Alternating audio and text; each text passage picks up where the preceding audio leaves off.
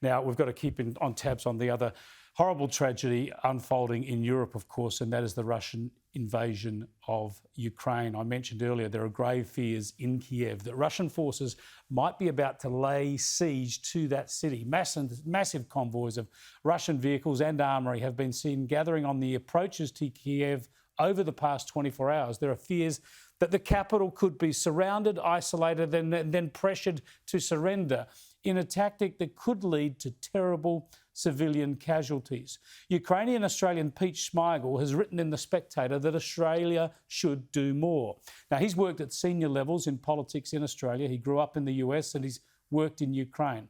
I caught up with Pete in New York and asked him if the looming attack on Kiev could bring our worst fears to fruition.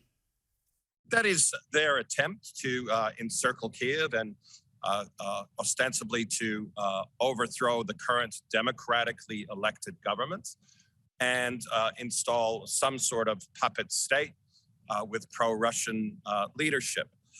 However, going into the sixth day of this invasion, they are suffering unprecedented losses in terms of Russian military history.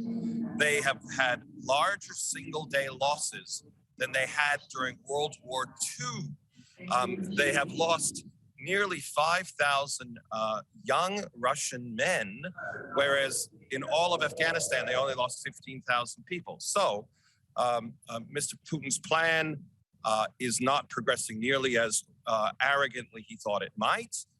There are logistical issues. The Ukrainian Defense Forces are showing what javelins and stingers and a lot of modern technology can do against conventional mechanized infantry.